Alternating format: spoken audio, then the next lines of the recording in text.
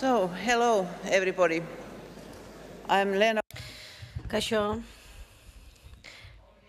Lena Bainio naiz ni, Finlandiatik nator, Omniarekin egiten dut lanik. Eta zer da Omnia? Jakizue Omnia Espon dagoela, agian Helsinki jakingo duzuen nun dagoen, Espo da Helsinkitikan hurbil dagoen hiri bat. Ni neu Helsinkin bizi naiz eta Helsinkitikan Espora 15 minutu pasatzen ditut.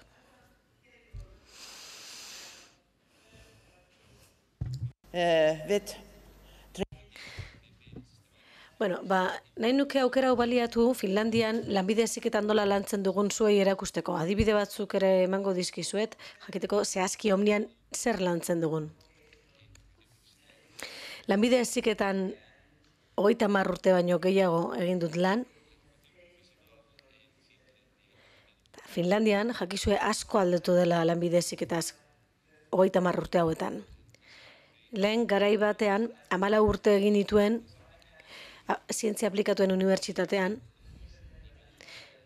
eta 2 mailak ezagutzen ditut. Alde batetik 2. hezkuntza eta beste alde batetik 3. hezkuntza. Eta gero lanbide heziketa nola garatu den ere ikusteko gai izan naiz edo ikusteko modua izan dut. Finlandiak oso emaitza onak eskuratzen ditu PISA-ren ikerketetan edo azterketetan. To copy this Finnish education. Finlandiara etorri izan zaigu askotan jendia bisitan hainbat herrialdetatik ikustera zer egiten dugun edo gure sistema nolabait kopiatzera. Eta haiek gu ere konturatuta gaude gure hezkuntzaren oinarriak 5 atal dituela, 5 zutabe. Bai Finlandian eta bai mundu osoan. Politika onak eduki behar ditugu batetik, bai eskualde mailan, bai toki mailan eta bai nazio mailan. 2. zutabea edo gure 2. oinarria da kolaborazioa edo lankidetza tartean diren alde guztiekin. Direla udalak, enpresak, lan merkatua bera, ikasle eta irakasleak.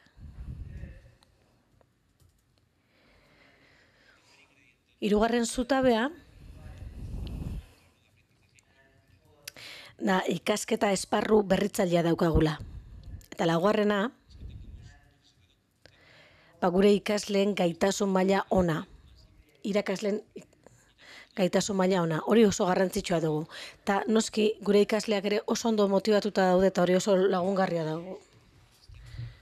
Ezinbestekoa da ikasleek ondo motibatuta egotea. Eta hauexe dira gure 5 zutabe nagusiak prestakuntza ona eraikitzeko. Baina, hezkuntza sistema bat ezin da bere horretan kopiatu. 5 zutabe hauek nolabait osagai kulturalak direlako, gureak direlako.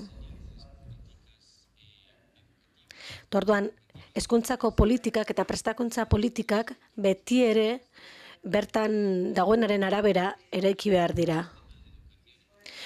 Hori kontuan izan da, Finlandiako sistema edukatiboa soil xamarra da. Umeak 6 urte dituztela hasten dira eskolan, lehen hezkuntza aurrea edo izango litzateke hori, urruna 2. hezkuntzara pasatzen dira, eta azkenik 16 urte dituztela bukatzen dute eskola garaia. Horra iritsita, 16 urte dituztela aukeran daukate, bai 2. hezkuntzan jarraitzea ikasten edo lanbide heziketan. Gaur egun pozik gaude, ikasle gehientsuenak erabakitzen dutelako ikasten jarraitzea lanbide heziketan. Garai batzuetan ikasleen 50% aukeratzen zuten lanbide heziketara jotzea.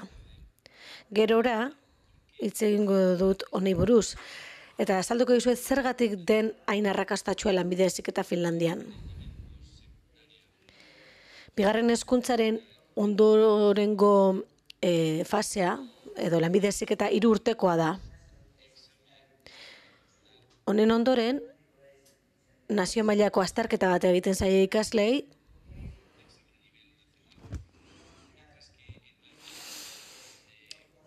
eta alderantziz, lanbide heziketan ez dago nazio mailako azterketarik.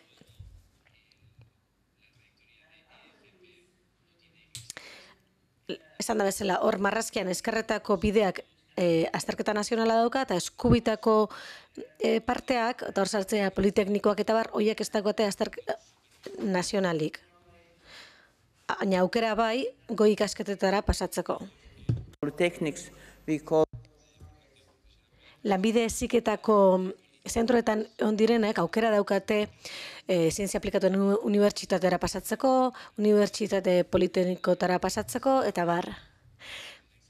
Selektibitate antzeko bat badugu guk Finlandian, eta hori pasazkero orduan daukate aukera goi mailako ikastetetara pasatzeko.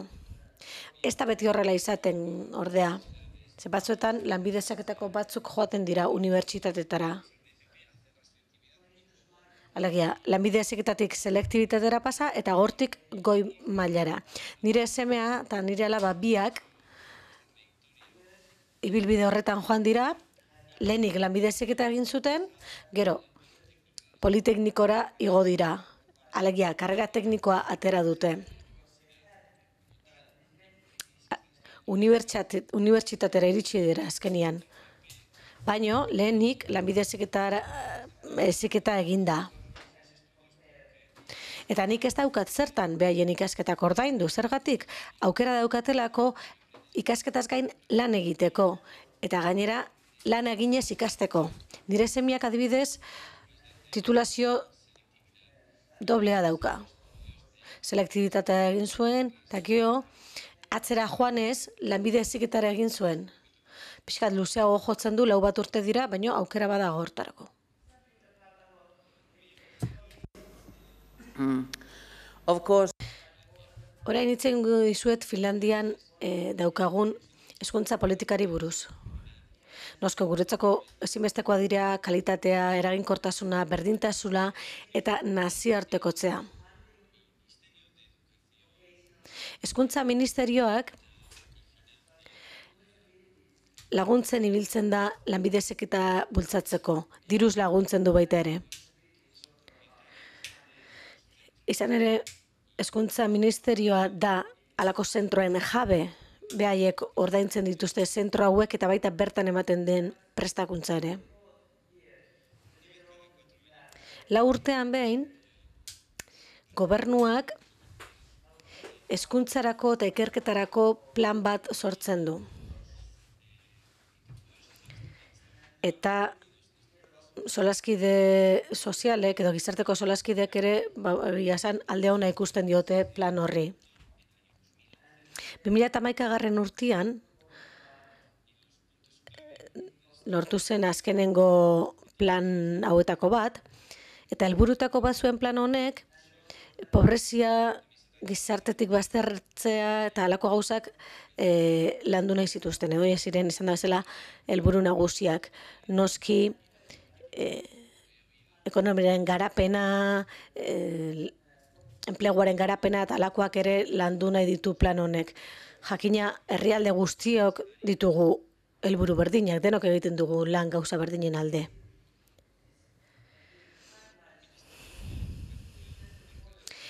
Hezkuntza ministerioak markatzen ditu ildoak, eta gero dakau hezkuntza batzorde nazionala, eta horrek zehazten ditu planok edo hildo hauek.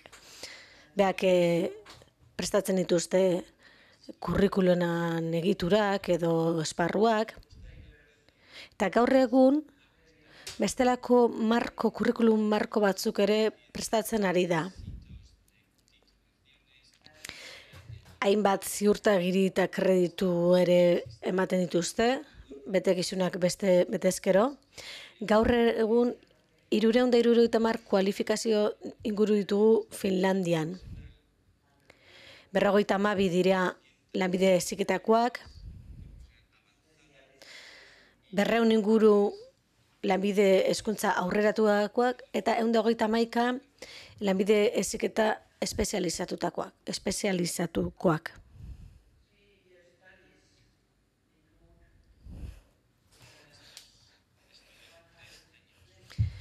Hiru urteko ikasketa hauek, lanbide heziketako ikasketa hauek, 120 kreditukoak izaten dira. Eta zer dira kredituak?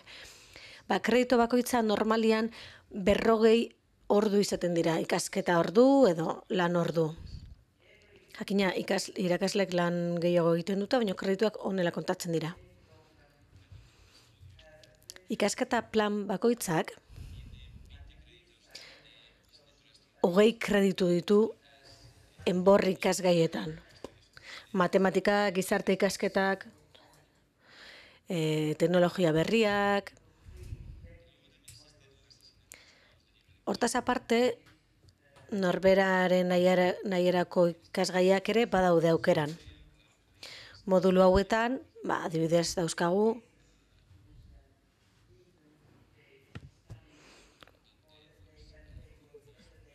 hainbat ikasgai, zehazteko zer gai interesatzen zaien.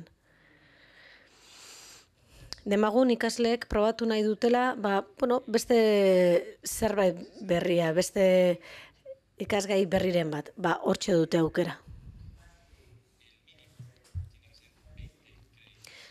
Minimoa gutxienekoa 20 kreditu dira. 20 da gutxienekoa eta 80 gehienekoa. On the job learning.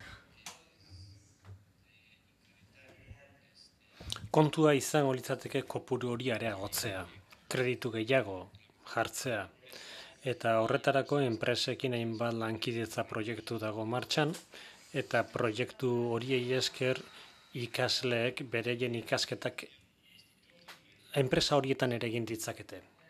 Jarraian nire institutuari buruz hitz egingo dizuet. Nire institutuak Omnia izena du. Hezkuntza arloko erakunde bada, Expo eskualdean dago eta 5 eremutan banatzen da. Eskualde guztia hartzen du bere baitan, esango genduke, baina 5 esparru ditu esan dudanez. Sailak edo departamentuak 4 dira, 4. Alde batetik lanbide heziketako ikastetxea daukagu,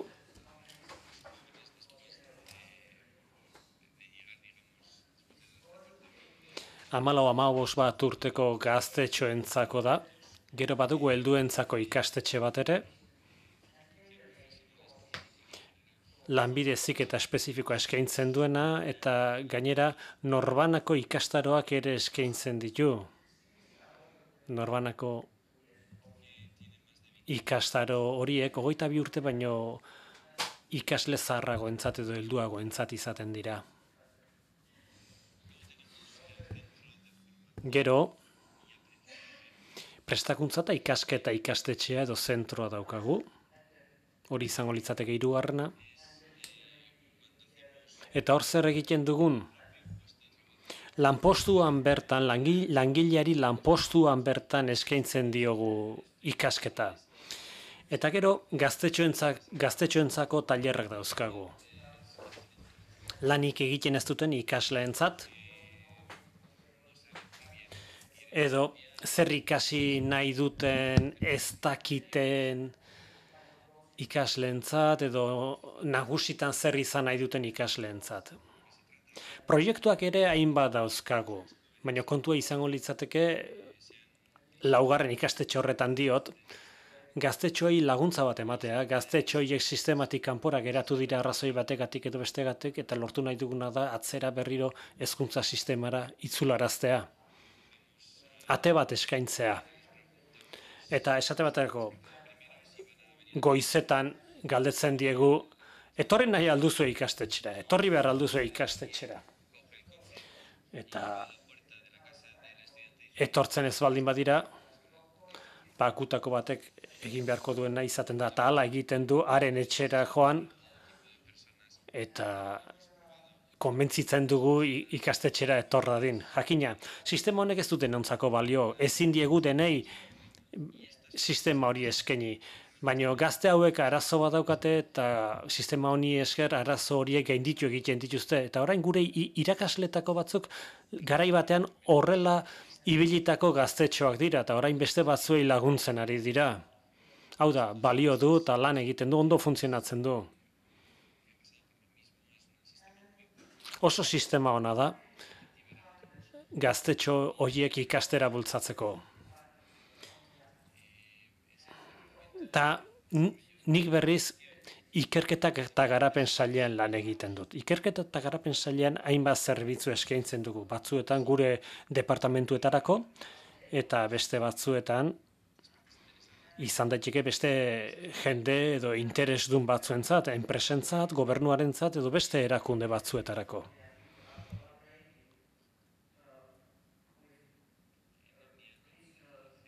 Omnian gure erakundean eskualde mailako beste erakunde batzuekin ere aritzen gara lankidetzan.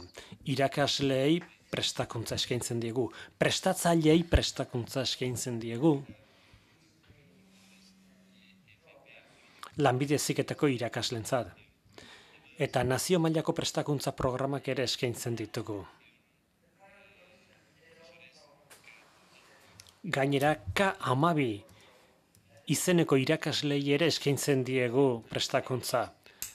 Ikastetxetako zuzendariei ere bai, lanbide heziketako ikastetxetako zuzendariei. Eta zer eskaintzen diegun, esate bateko pedagogiako edukiak eta beste hainbat eduki.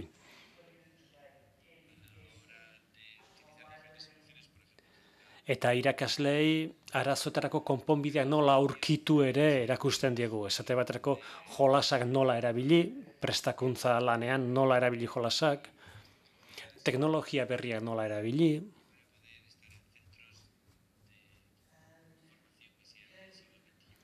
Hau da, 21. mendeak eskaintzen dituen tresnak nola erabili ere erakusten diegu. Eta horretarako, tokian tokiko zientzia aplikatutako unibertsitateekin lankidetzan aritzen gara. Esango genuke gure lagunak edo bazkideak edo direla horrelakoetan. Eta beste unibertsitate batzuekin ere aritzen gara, prestakuntza eskaintzen.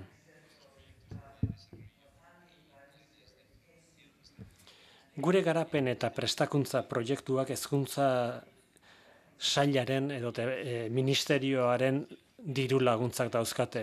Eta prestakuntza proiektuak ere finantzako gobernua finantzatzen ditu. Baina enpresek ere badute zer esana. Zer esan oso garrantzitsua esango nuke. Oso bazkide importanteak ditugu.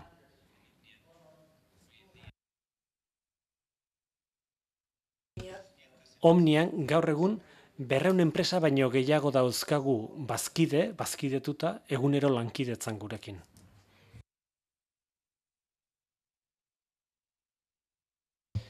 Enpresa horiei lan eremu bat eskaintzen diegu. Nahi duguna da Omniaren oinarrien ikastea egotea, ikasketa. Aurrez aurrei ikas dezagula denok, bileretan, denok bertan gaudela. Denok esan nahi dut enpresako gizon emakumeak eta gu irakasleok. Eta enpresako gizon emakume horiek erakutsiko digute beraien enpresetan zein prozesu daramaten aurrera eta horrela irakasleek praktikan ikasiko dute. Hau da, nolabait esatearren kafea elkarrekin hartzea da kontua. Ta denok izatea aukera teilatupe berberean gertatzen ari denari buruz elkarrekin hitz egiteko. Enpresa gizon emakumeak, ikasleak, irakasleak danok batera egoten gara. Eta hartara denok daukagu aukera gure proiektuak erakusteko, zer nahi dugun azaltzeko, eta behar bada, batzutan oso galdera interesgarriak agertzen dira. Enpresa buru batek galdetuko dio irakasle bati, halako arazo bat nola konpondu, edo aldrebez, irakasleak galdetuko dio enpresa buruari. Metodo honetan, bertan egotea, presentzia fisiko hori esan dezagun oso importantea da. Eta guk horretarako leku bat eskaintzen diegu. Beste ikasketa sistema batzu lanean daude oinarrituta, laborategiak ere baditugu eta tailerrak ere bai. Adibidez, tailer ekologiko bat ere badaukagu eta denda ekologiko bat ere bai. Eta denda ekologiko horretan saltzen diren produktu guztiek danok seguru dakigu ingurumena errespetatzen dutela. Ikasteko inguruneak ere hainbat dauzkagu. Prestakuntza programak hainbeste dauzkagunez, inguruneak ere hainbeste izan behar.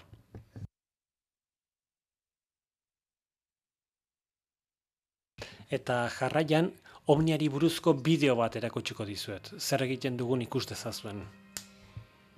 My name is Merve Jansson, Director of Education Partnerships. Kaixo, esan didate erakusteko ea gure sistema zergatik den hain popularra Finlandian. Bueno, lehenik eta behin esango nuke gure sistema oso garrantzitsua dela. Gero irudia dago. Irudia ere oso importantea da.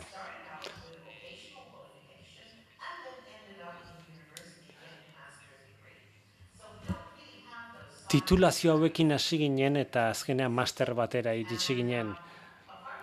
Beste leku batzuetan heziketa banatuta egoten da, baina gurian dana jarraian dago. Beste kontu bat izango litzateke aitorpena.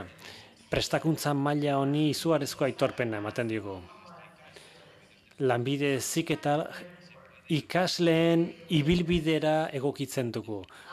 Lan eta ikasi batera egiten dute, aldi berean egiten dute. Gero irakasleak daude, irakasleak ere oso garrantzitsuak dira. Denok behar dute titulazio bat, gehi 3 urteko lan eskarmentua edo esperientzia. Etengabeko prestakuntza jaso behar dute gainera. Eta gainera erakusteko jarrera egokia eduki behar dute. Eta gero ingurunea dago. Inguruneak ere egokia izan behar du. Batez ere teknologia erabilita. Lanbide heziketa gure lanbide heziketa egunean dago, eta benetako gauzak erakusten ditugu. Horiek dira gure giltzarrizko osagaiak, eta horregatik da hain popularra eta hain dago zabalduta Finlandian lanbide heziketa. Barkatu, hotxa etzan oso ona, baina ziurrenera ulertuko zenuten edo entzungo zenuten, ezta? So, and Omnia is also going international. We have many. Tira, beste kontu bat nazioartekotzea da. Omnia geroz eta nazioartekoagoa edo internazionalagoa da. Gure garapen programa asko, beste herrialde batzuekin batera eramaten ditugu aurrera, eta momentu honetan adibidez,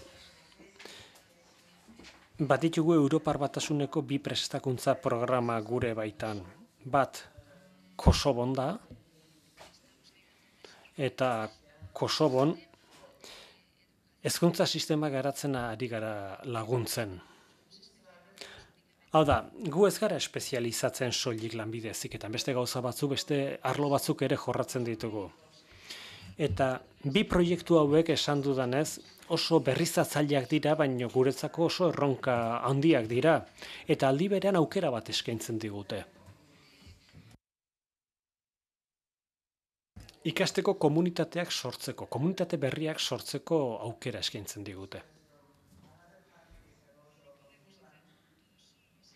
Eta gainera hori ezin dugu gure kisa egin, laguntza behar dugu, eta horretarako beste aditu batzu, beste eskualde batzutako irakasleak ere hartzen ditugu.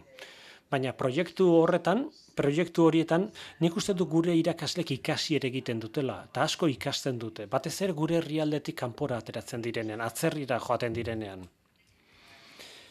Eta orain, adibidez, lanbide heziketaren etorkizunaz egiten diogu gure buruari galde, ea nola egin dezakeen aurrera.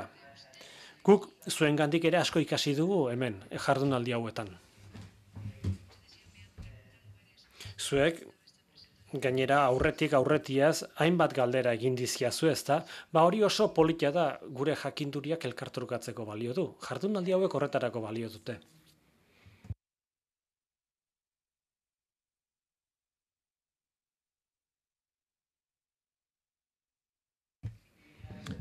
Finlandian lanbide heziketak oso emaitza politiak ematen ditu. Emaitza onak.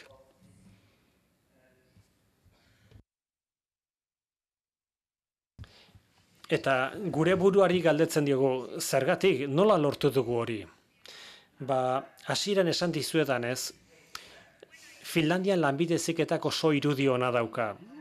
Gaur egun ia da, ez da bigarren mailako heziketa. Garai batean bai, baina gaur egun ez. Eta hasieran esan dizuedan bezala, nire seme-alabek ere lanbide heziketan ikasi dute.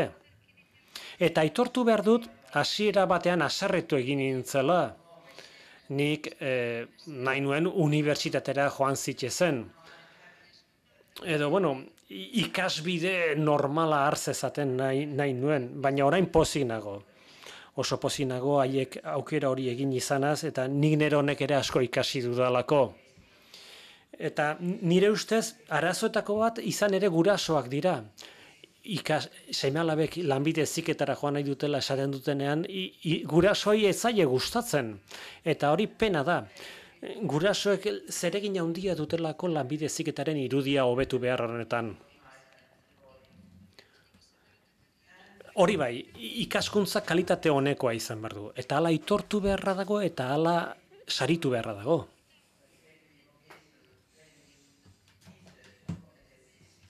Behar bada, lanbide heziketa eraginkorra izan dadin, garrantzizko beste gauza bat irakasleen gaitasuna da. Irakasle gaitasunak eguneratuta eduki behar dituzte. Gaur-gaurkoak eduki behar dituzte. Eta guk geuk horretan denbora asko ematen dugu. Saiatzen gara bermatzen irakaslei jarraitu ahal izan dezaten ikasten eta enpresa pribatuekin lankidetzan ikasten.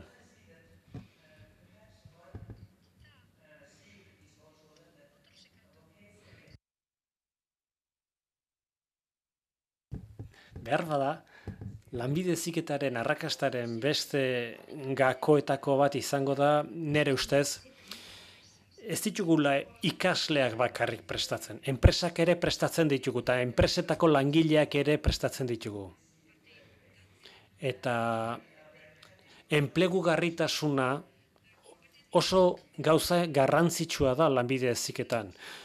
Benetako gaitasunak eskaini behar ditugu jendeak gero lana lortu dezan. Garrantzizkoa beste gauza bat malgutasuna da. Hau da, ikasten den guztia eduki beharra dago kontua. Ikasi daitekeen guztia eduki beharra dago kontuan. Eta gero, beste gauza bat da, aurretik dakarkigun, ikasita dakarkigun materia ere aitortu beharra dagoela. Eta azkenik bizi osoko ikasketa. Jarraiko ikasketa, etengabeko ikasketa, edozein adinetakoak edonon gaudelarik ere. Eta Finlandian, gauza horietanak aitortuta dauzkagu eta hori suertea da, zorionekoagu. 2011ko azterlan batek, Eurobarometrok egin zuen azterlan batean, ikus daitekenez, emaitzak oso interesgarriak izan ziren.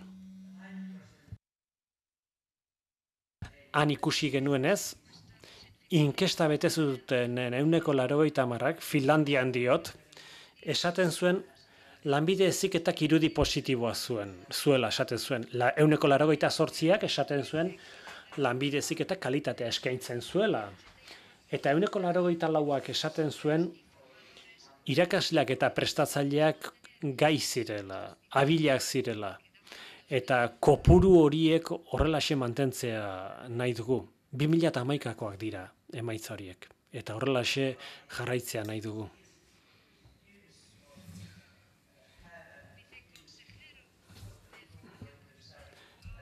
Lanbide heziketako zuen sailburu ordeak esan du ikasleen premiei buruz hitz egin du.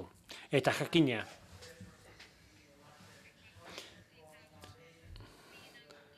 oso garrantzitsua da ikasle gaitasun horietanak barneratzea, mendean hartzea, hainbat tresna eta materialekin lan egiteko gai izatea. Baina bada beste gauza bat ere oso garrantzitsua.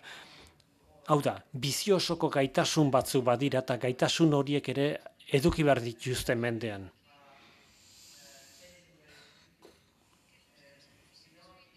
Badakigu lanbideak oso azkar aldatzen direla gaur egun. Esate baterako gure prestakuntza programak 10 urte barru zertan izango diren ez dakigu. Gure ikasleek azkenean non amaituko duten ez dakigu. 3 urte barru egoera erabat aldatu daiteke. Eta horregatik, arazoa konpontzeko gaitasuna eta ikasten jarraitzeko gaitasuna oso garrantzitsuak dira. Trebeziak dira eta oso garrantzitsuak. Omnian izugarrizko garrantzia ematen diegu. Eta ekiteko gaitasunari ere garrantzia handia ematen diogu. Ekiteko gai izan behar dute.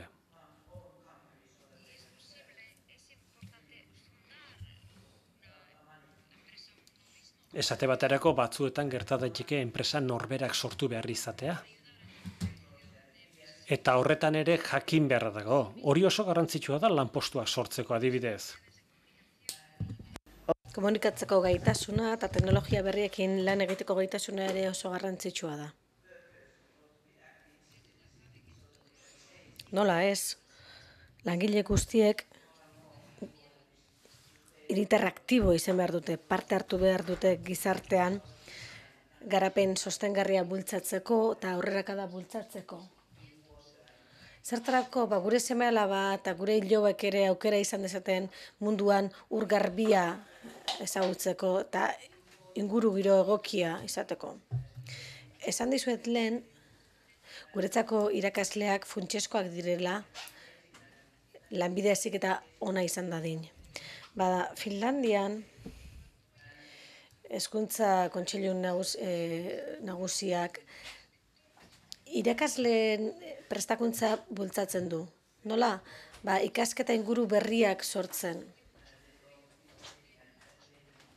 Inguru berri hauek gainera jende askoren babesa jaso dute azkenengo urte hauetan. Horri eskerrak, ikasketa konponbide berriak eratu ditugu.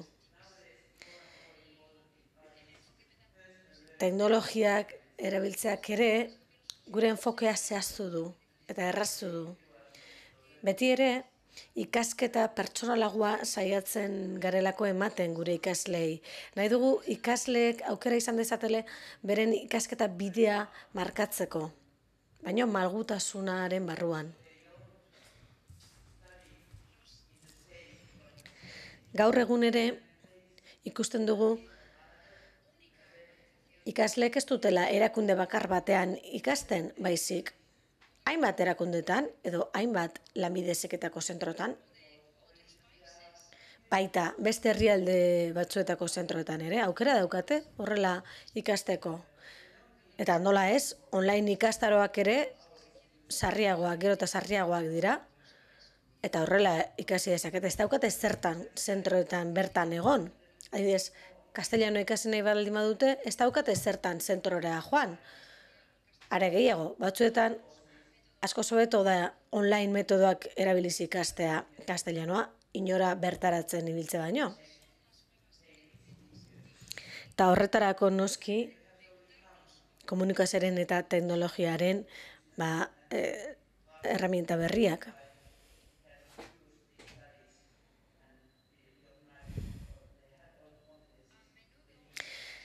Sarri askotan gainera, ikasleak etortzen dira guregana, gure zentroetara, eta konturatzen dira, dagoeneko badutela zerbait ikasia online ikastaroei esker. Noski, lanean bertan ikasten denak, edo ikasketan modu horrek, garatu egin behar dugu oraindik, handitu egin behar dugu ikasketa modu hori. Horretarako komeni zaigu bazkideak bilatzea, alternantziako ikasketa hori zabaltzeko eta indartzeko. Lehen izan da bazela, irakasleari garrantzi handia ematen diogu guk, eta jakizue gure zentroetan dagoeneko irakasleak ez direla ikasleen aurrean jartzen eta botabarrekoak botatzen. Ez dituzte ikastaro edo eskola magistralak ematen.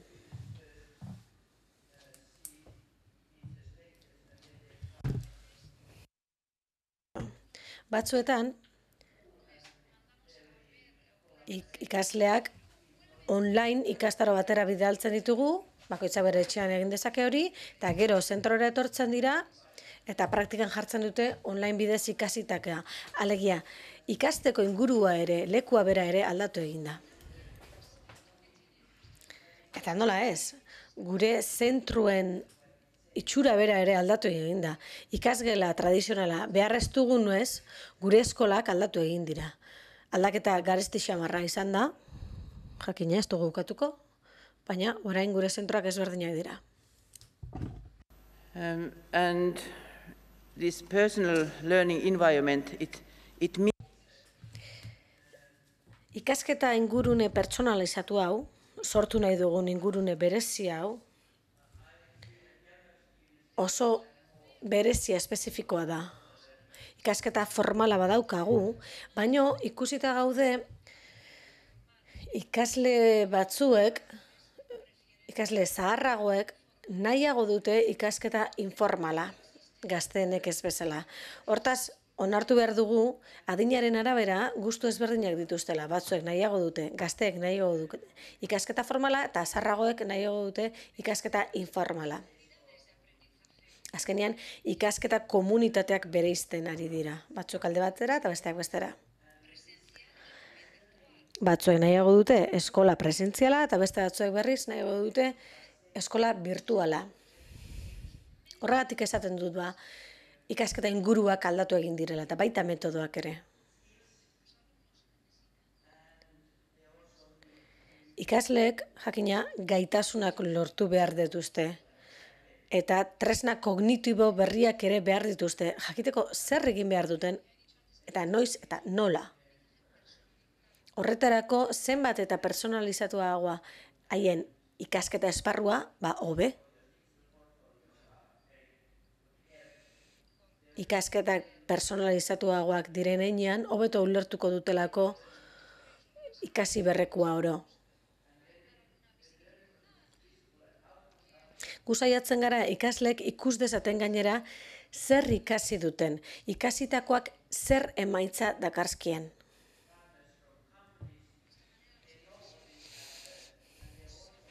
Hala, bai irakasleek eta bai enpresetako gure sozioek badakite ikasle hauen alde honenak zein diren eta alde ahulenak zein diren. Kontratatzeko orduan edo ikaskuntza osagarria emateko orduan badakite zertaz ari diren ikasle bakoitzaren kasuan. Ingurune virtualari buruz asko hitz egin dut, baina ez dezagula ahaztu jente erreala, lan erreala eta leku errealak oraindik ere behar ditugula. Gaitasunek ere jakina errealak izan behar dute, ikusteko modukoak, igartzeko modukoak eta ikutzeko modukoak.